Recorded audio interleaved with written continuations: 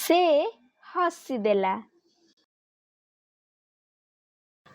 ହରିଣ ଛୁଆ ଦୌଡ଼ୁଥିଲା ଠେକୁଆ ଠାରୁ ଆଗରେ, ହାତୀ ଠାରୁ ମଧ୍ୟ ଆଗରେ।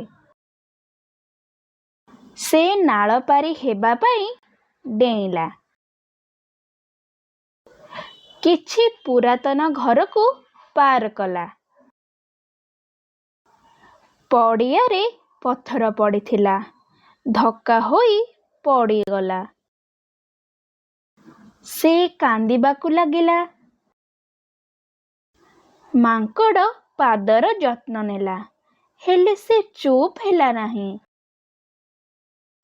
ଭାଲୁ ଦାଦା କୋଳକୁ ନେଲା, ହେଲେ ସେ ଚୁପ୍ ହେଲା ନାହିଁ।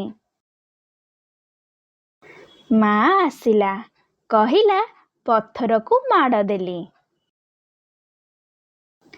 ହରିଣ ଛୁଆ କହିଲା, ତାକୁ ମାର ନାହିଁ, ନହେଲେ ସେ ମଧ୍ୟ କାନ୍ଦିବାକୁ ଲାଗିବ।